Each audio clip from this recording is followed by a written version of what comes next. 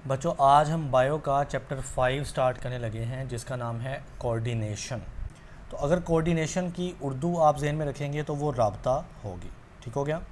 तो सबसे पहला जो लेक्चर है हमारा इंट्रोडक्शन होगा जिसमें हम बैकग्राउंड इन्फॉर्मेशन को समझेंगे। और ऐसा नहीं है कि इसमें कोई सवाल नहीं आएगा, इसमें बड़े इंपॉर्टेंट सवाल बनेंगे।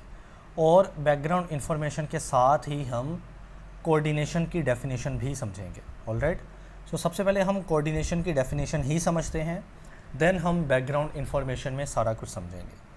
कहता है कोऑर्डिनेशन मीन इंटीग्रेशन।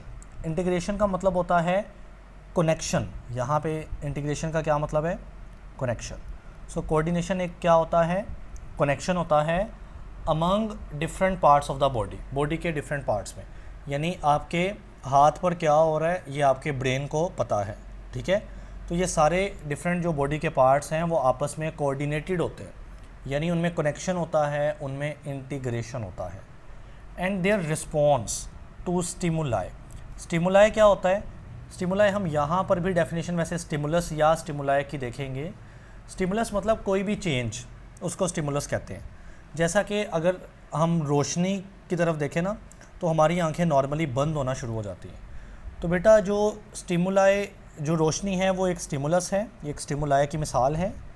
और हमारी बॉडी उस पर क्या कर रही है? रिस्पॉन्स कर रही है। आंखों का बंद होना ये रिस्पॉन्स है। या अगर आपका जो हाथ है वो किसी गर्म जगह पे लग जाए तो आपका हाथ ऊपर उठेगा, आपको पेन भी होगी। तो आप रिस्पॉन्स दे रहे हैं ना, हाथ ऊपर उठाना और पेन का एक फ़ील होना, ये रिस्पॉन्स है। और गर्म चीज़ जो है वो स्टिमुलस है। स्टिमुलस मतलब एनी चेंज जिससे हमारी बॉडी में कोई रिस्पॉन्स आता है। ठीक है। In order to keep harmony with the environment, तो इससे क्या होता है हम इन्वायरमेंट के साथ मुंसलिक रहते हैं। हारमोनी यानी अटैच रहते हैं, जुड़े रहते हैं। यानी इन्वायरमेंट में जो चेंज होता है हमारी बॉडी उस चेंज यानी उस स्टिमुलाई के ऊपर रिएक्ट करती है और रिस्पॉन्स करती है। तो कोऑर्डिनेशन क्या होता है कि बॉडी के डिफरेंट पार्ट्स आपस में कनेक्टेड हैं। एक पार्ट को पता है कि दूसरे पार्ट के साथ क्या हो रहा है, और हमारी बॉडी इन्वायरमेंट में होने वाले चेंजेस को, जिनको हम स्टिमुलाई का नाम देते हैं ना, उनको डिटेक्ट करती है और उनके लिए रिस्पॉन्स पैदा करती है। This process is the coordination. अब बच्चे आगे देखें, coordination occur in all living organism, यानी जो भी लिविंग ऑर्गेनिज्म है वो कोऑर्डिनेशन शो करते हैं। ठीक है। Animals possess 2 systems for this function. जो जानवर हैं जिसमें इंसान भी आ जाते हैं उनमें 2 सिस्टम्स होते हैं कोऑर्डिनेशन के लिए, एक नर्वस सिस्टम और एक एंडोक्राइन सिस्टम। इन दोनों की डिटेल हम इसी चैप्टर में समझेंगे, लेकिन अभी हमने कोऑर्डिनेशन को मज़ीद समझने के लिए बैकग्राउंड इन्फॉर्मेशन को समझना है। तो बैकग्राउंड इन्फॉर्मेशन में हमने सिर्फ एक बात को पढ़ना है, दैट इज़ कोऑर्डिनेटेड एक्शन। यानी ऐसा एक्शन जिसमें बॉडी के डिफरेंट पार्ट्स आपस में कनेक्टेड हों, राबते में हों, ऐसे एक्शन को बोलते हैं कोऑर्डिनेटेड एक्शन। अब बच्चे कोऑर्डिनेटेड एक्शन के टोटल 5 कंपोनेंट होते हैं। तो कहता है कोऑर्डिनेटेड एक्शन हैज़ 5 कंपोनेंट। कौन कौन से? यहाँ पर नंबरिंग और ये फ्लो चार्ट सा दिया हुआ है। पहला है स्टिमुलस, दूसरा है रिसेप्टर, तीसरा कोऑर्डिनेटर, चौथा इफेक्टर और पांचवा रिस्पॉन्स। फाइनली क्या होगा कि जो स्टिमुलस होगा उसके नतीजे में हमारी बॉडी रिस्पॉन्स पैदा करेगी, कोई ना कोई रद्द-ए-अमल शो करेगी, लेकिन इन सारे कंपोनेंट से होते हुए। जी बेटा सबसे पहले स्टिमुलस को ही देख लेते हैं। तो स्टिमुलस वैसे मैं बता चुका हूँ, ये चेंज को बोलते हैं। तो स्टिमुलस कोई भी चेंज होता है एक्सटर्नल या इंटरनल इन्वायरमेंट के अंदर। एक्सटर्नल मीन्स वो हमारी बॉडी के बाहर हो सकता है, और इंटरनल यानी वो अंदर भी हो सकता है। यानी कोई भी चेंज होना है, नॉर्मल नहीं। नॉर्मल चल रही है तो कोई स्टिमुलस नहीं है, लेकिन अगर कोई चेंज आता है तो हम उसको स्टिमुलस का नाम देते हैं। और इस स्टिमुलस, इस चेंज से फाइनली क्या होना है? इनिशिएट यानी शुरू होना है response in the body, body के अंदर एक रिस्पॉन्स। देखिए ना, स्टिमुलस से at the last, at the end क्या होगा? कोई ना कोई रिस्पॉन्स शुरू होगा। ठीक है। सो इज़ कॉल्ड स्टिमुलस, हम इसको स्टिमुलस कहते हैं। मुझे स्टिमुलस को ही हम स्टिमुलाई कहते हैं अगर वो जमा हो यानी ज़्यादा हो।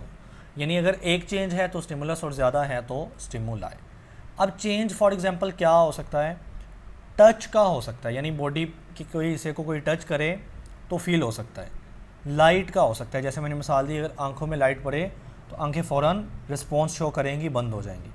साउंड आवाज़ का हो जाएगा, हीट का, कोल्ड का, प्रेशर का, इन्फेक्शन यानी अगर कोई लिविंग ऑर्गेनिज्म जैसा कि बैक्टीरिया वगैरह अटैक कर दे तो वो भी हमारे लिए चेंज है, क्योंकि नॉर्मली बैक्टीरिया का अटैक नहीं है, और अगर होगा तो वो चेंज है, लिहाजा हर चेंज को हम स्टिमुलस या स्टिमुलाई का नाम देते हैं। अब बच्चे मूव करते हैं रिसेप्टर। रिसेप्टर बेसिकली बॉडी का वो पार्ट होता है जो किसी चेंज को डिटेक्ट करता है, उसका पता लगाता है, और ये बड़ा ख़ास होता है। मिसाल के तौर पे अगर हम साउंड की मिसाल लें, अगर आपके गिर्द कोई आवाज़ यानी साउंड आ रही है तो आपकी बॉडी का कौन सा पार्ट उसको पता करेगा? तो आंसर इज़ ईयर। तो ईयर जो है वो रिसेप्टर हुआ किसका? साउंड का। ठीक है, क्या आवाज़ आँखों से या किसी बॉडी के और पार्ट से डिटेक्ट हो सकती है? नहीं। सो जो स्टिमुलस यानी चेंज है उसको डिटेक्ट करने के लिए ख़ास बॉडी में पार्ट होता है, ख़ास बॉडी की स्ट्रक्चर होती है, and that structure is known as the receptor. So कहता है रिसेप्टर क्या है? ये बॉडी का कोई ऑर्गन हो सकता है, कोई टिश्यू हो सकता है, या इवन एक सेल भी हो सकता है, छोटा सा सेल, विच रिसीव स्टिमुलाई, जो कि स्टिमुलाई को रिसीव करता है, उसको रिसीव करके उसको डिटेक्ट करता है, इज़ कॉल्ड द रिसेप्टर। हम इसको रिसेप्टर कहते हैं।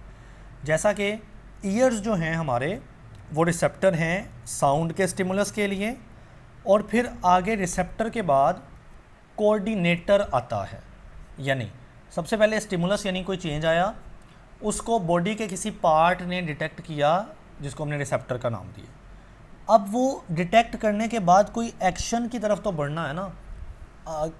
हमारे ईयर्स ने आवाज़ को डिटेक्ट कर लिया, क्या डिटेक्ट करना काफ़ी है? नहीं, उसके बाद किसी एक्शन की तरफ जाना है। ठीक है, सो फिर रिसेप्टर क्या करते हैं? सेंड करते हैं मैसेजेस, सिग्नल को भेजते हैं टू द कोऑर्डिनेटर, अगले बॉडी के पार्ट की तरफ जो कि कोऑर्डिनेटर है। अब कोऑर्डिनेटर क्या होता है? देखें, कहता है कोऑर्डिनेटर रिसीव करता है इंफॉर्मेशन फ्रॉम रिसेप्टर। रिसेप्टर से आने वाली इंफॉर्मेशन कोऑर्डिनेटर रिसीव कर लेता है, और फिर वो आगे किसी और पार्ट को मैसेज भेजता है, और वो बचे इफ़ेक्टर हैं। इफ़ेक्टर का जब आप नाम सुनो तो जहन में आना चाहिए ये वो बॉडी का पार्ट है जिसने एक्शन लेना है, जिसने कोई एक्शन लेना है। तो कोऑर्डिनेटर दरमियान में ना एक राबते वाली ऑर्गन होता है जो कि रिसेप्टर और इफ़ेक्टर के दरमियान राब्ता करता है। रिसेप्टर का काम है क्या? सेंस करना, स्टिमुलस को डिटेक्ट करना। इफ़ेक्टर का काम क्या है? रिस्पॉन्स पैदा करना। दोनों के दरमियान कनेक्शन कौन दे रहा है? कोऑर्डिनेटर। यानी रिसेप्टर से डायरेक्ट मैसेज या सिग्नल इफ़ेक्टर तक नहीं जाता, पहले वो कोऑर्डिनेटर बॉडी के एक पार्ट की तरफ जाएगा, कोऑर्डिनेटर उसको प्रोसेस करेगा, उस सिग्नल को समझेगा, और फिर उसको इफ़ेक्टर तक भेजेगा। समझ आई? सो कोऑर्डिनेटर क्या होता है? कोऑर्डिनेटर रिसीव करता है मैसेज फ्रॉम रिसेप्टर और फिर आगे सेंड करता है इम्पल्सिस भी यहाँ पर मैसेज ही होते हैं, to particular organ for proper function. तो मज़ीद आगे वो मैसेज भेजता है पर्टिकुलर यानी ख़ास ऑर्गन के पास, और उन्हीं ऑर्गन का नाम है इफ़ेक्टर, जिन्होंने आगे रिस्पॉन्स शो करना है, एक्शन पैदा करना है, फॉर प्रॉपर एक्शन, जो कि प्रॉपर एक्शन लेंगे। अब हमने पढ़ा शुरू में कि हमारे दो सिस्टम्स होते हैं, एक हमारी बॉडी में नर्वस कोऑर्डिनेशन का सिस्टम होता है और एक बचे केमिकल कोऑर्डिनेशन का सिस्टम होता है। ये दोनों डिफरेंट सिस्टम हैं, लेकिन काम इनका क्या है? बॉडी में कोऑर्डिनेशन यानी राब्ता कायम करना। सो नर्वस कोऑर्डिनेशन में ब्रेन और स्पाइनल कॉर्ड हमारे कोऑर्डिनेटर होते हैं। सही, यानी अगर कोई मैसेज जाना होता है ना, रिसेप्टर मैसेज किसको भेजेंगे? या तो ब्रेन को भेज देंगे या स्पाइनल कॉर्ड को, और इन दोनों की डिटेल भी बहुत ज़्यादा चैप्टर में डिस्कस्ड है। सो आपने फ़िलहाल सिर्फ नाम याद रखने हैं, ठीक है।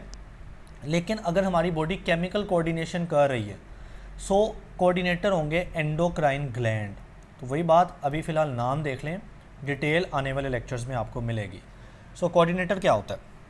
कोऑर्डिनेटर बॉडी का वो पार्ट होता है जो रिसेप्टर से आने वाला मैसेज रिसीव करके उसको प्रोसेस करता है, उसको समझता है, और फिर अगले पार्ट यानी इफ़ेक्टर को भेज देता है, ताकि इफ़ेक्टर अपना एक्शन ले सके, प्रोड्यूस कर सके, काम कर सके ना।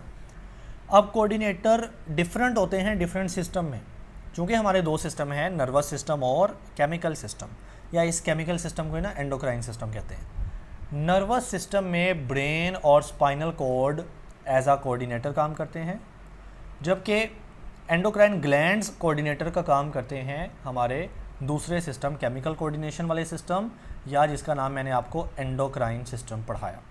जी बच्चे, अब इफ़ेक्टर मैं बता चुका हूँ कि ये बॉडी के वो पार्ट्स होते हैं जो कि कोऑर्डिनेटर के मैसेज आने पर एक्शन प्रोड्यूस करते हैं। So these are the parts of the body which receive coordinator message, यानी ये पार्ट कोऑर्डिनेटर का मैसेज रिसीव करके एंड परफॉर्म स्पेसिफिक एक्शन, उसके बाद वो एक्शन पैदा करते हैं।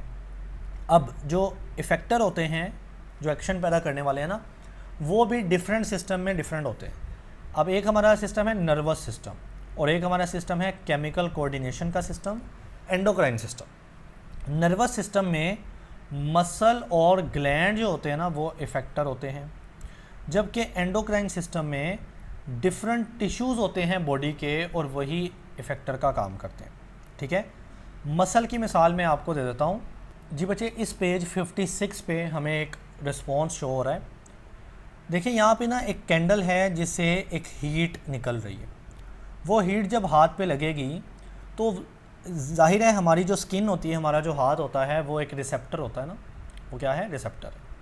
उसने रिसीव किया कि हाथ पर कुछ ना कुछ गर्म चीज़ लगी है, तो वहाँ से मैसेज गया हमारे इस स्पाइनल कॉर्ड के पास। ये हमारा स्पाइनल कॉर्ड है। ठीक है, मैंने आपको बताया ना कि जो कोऑर्डिनेटर है वो ब्रेन भी हो सकता है, स्पाइनल कॉर्ड भी हो सकता है। तो ये स्पाइनल कॉर्ड पे मैसेज गया, वहाँ से मैसेज आया इस इफ़ेक्टर के पास जो कि हमारा यहाँ पे मसल है। ठीक है, डायग्राम में तो मसल को मैसेज आया, तो मसल ने ना कॉन्ट्रैक्ट किया और यूँ हाथ ऊपर चला गया। यानी अगर आपने हाथ अपना ऊपर उठाना है तो आपके इस बाइसेप मसल को कॉन्ट्रैक्ट करना पड़ेगा। तो हाथ ऊपर गया, तो अब जो है वो स्टिमुलस यानी ये जो हीट थी ये ख़त्म हो गई और हमने ये रिस्पॉन्स शो कर दिया। यानी मैं आपको इफ़ेक्टर पढ़ा रहा हूँ, इफ़ेक्टर मसल हो सकता है, ग्लैंड्स भी हो सकते हैं, ये सारी चीज़ें आगे आएंगी। ये बॉडी के वो पार्ट होते हैं जिन्होंने एक्शन लेना है, जबकि कोऑर्डिनेटर जैसा कि स्पाइनल कॉर्ड या ब्रेन, ये वो पार्ट होते हैं जिन्होंने मैसेज को आगे इफ़ेक्टर तक पहुँचाना है रिसेप्टर से रिसीव करके। अब लास्ट चीज़ रिस्पॉन्स ही है। रिस्पॉन्स वो एक्शन होता है जो हम परफॉर्म करते हैं अगर हमारे बाहर या बॉडी के अंदर कोई चेंज आए, स्टिमुलस आए। सो कहता है response is the action performed by the effector. बार बार बता चुका हूँ, इफ़ेक्टर ने एक्शन पैदा करना है और उस एक्शन का ही नाम क्या है, response. On receiving the message from coordinator, जब कोऑर्डिनेटर यानी ब्रेन, स्पाइनल कॉर्ड या एंडोक्राइन ग्लैंड, डिफरेंट सिस्टम के, तो इनसे जब मैसेज आता है रिसीव करते हैं हमारे इफ़ेक्टर परफॉर्म करते हैं एक्शन और इस एक्शन का नाम होता है रिस्पॉन्स। फॉर एग्जांपल, मिसाल के तौर पर pulling our hand away from something very hot. ये मैंने आपको मिसाल दिखाई है प्रैक्टिकली कि जब वेरी हॉट, बहुत गर्म जगह पे आपका हाथ लग जाए, उस हाथ को पीछे किया जाएगा। तो इसमें देखें वो जो गर्मी थी, हीट थी, वो एक चेंज था, वो एक स्टिमुलस था, वो हमारी स्किन ने डिटेक्ट किया। तो हमारी स्किन यहाँ पर क्या हुई, रिसेप्टर हुई। जो चीज़ डिटेक्ट करती है वो रिसेप्टर है। उसने मैसेज भेजा कोऑर्डिनेटर को, जो कि हमारे केस में स्पाइनल कॉर्ड था। ब्रेन भी हो सकता है, स्पाइनल कॉर्ड भी हो सकता है, ठीक है, और ग्लैंड्स भी हो सकते हैं। कोऑर्डिनेटर ने मसल को मैसेज भेजा और मसल यहाँ पे इफ़ेक्टर था, और फाइनली इफ़ेक्टर ने रिस्पॉन्स पैदा किया, उसने कॉन्ट्रैक्ट कर लिया और हाथ उस गर्म चीज़ से उठ गया। ठीक हो गया, तो ये सारा है।